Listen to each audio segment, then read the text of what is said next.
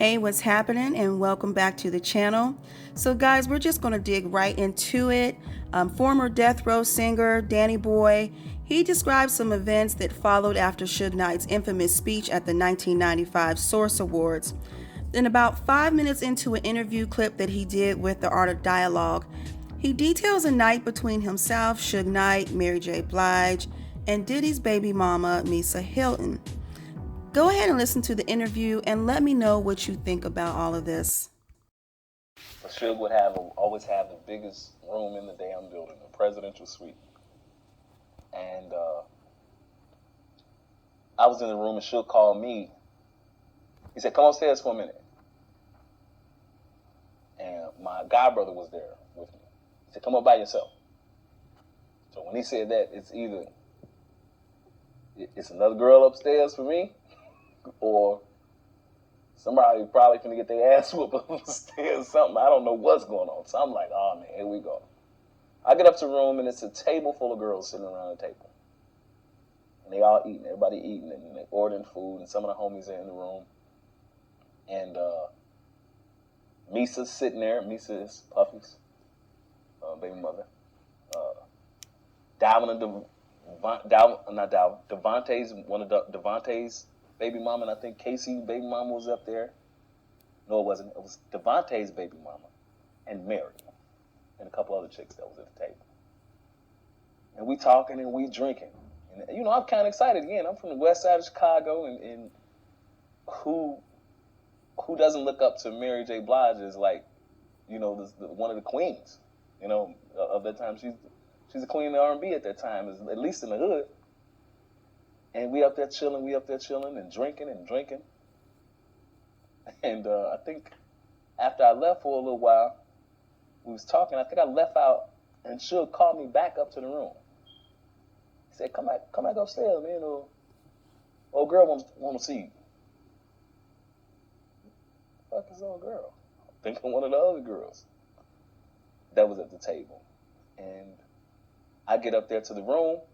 Suge's in his room, and Misa's sitting on the bed with a sheet wrapped around her. You know, and you can kind of see, like, her nice body, and she got this sheet wrapped around her. And Mary's sitting on the couch. So I know the girl that he in the bed with don't want me. So I went in, he closed the door and shit, and I sit down and I start talking to Mary. And inside, I'm about to lose it, because I'm actually sitting here talking to Mary. She's sitting on the couch and shit, and we ordered some food and some more drinks. And somebody knocked on the door. She ran and kind of damn near jumped behind the couch hiding. I'm looking like, what your problem is? And she make sure that's not Kay. Kay. You know, and I'm like, oh, man, I don't care. You know, I'm talking to him. I don't care who he is. You ain't got to be running and jumping and did it. But she was actually talking about KC.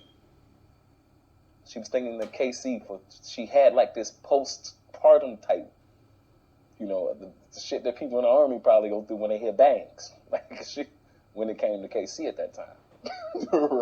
You know, and she's sitting on the couch and shit. I'm like, you know, you ain't got to worry about him. You know, you straight. You did it like, I'm 15, 16 years old. And she laying on the couch.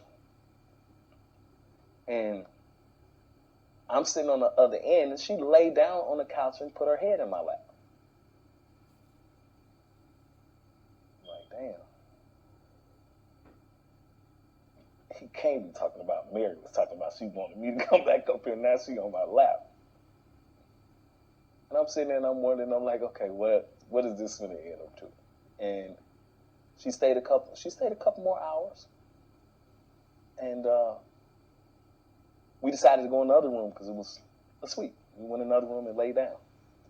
And she lay down with me, and she kind of like backed up against me, and every time she backed up against me, I would move away and shit, you know.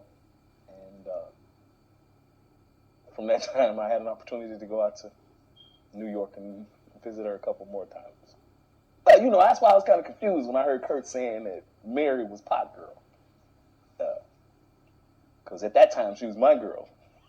At that time, I'm 15, 16 years old, and she flying me in to see her And you know what it is when a girl back up on you and you young and shit. And I'm trying to show her that and she ain't phasing me.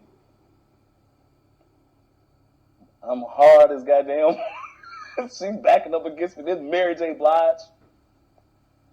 And quite nice to the guy. I mean, you know, I don't even know if you're supposed to say you had sex with people on camera. Anyway, whatever. I'm not quite sure, but Relations. yeah, we had relations. That's a good way. That's a good way to put it out. And I said it in the book, and I was saying it because it was my Instagram moment.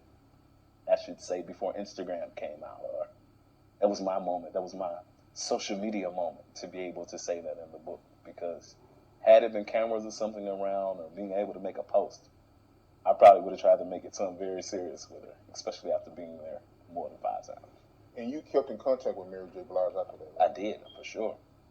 For sure, she would fly me in sometimes, and I'd fly down to see her.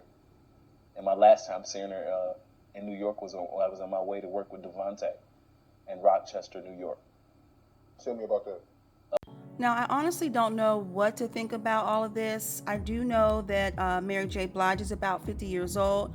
So during this time, she probably would have been around maybe 24 years old during the time of these so-called relations that they had. We do know that, back in the 90s, I'm not surprised. I believe this type of behavior was common back then. It doesn't surprise me, but I'm just curious as to why it was necessary to bring this out now. You guys, sound off in the comments below. Let me know what you think about all of this. Things like this are very controversial when it comes to a boy versus possibly happening to a girl. I just want to know what your thoughts are on this.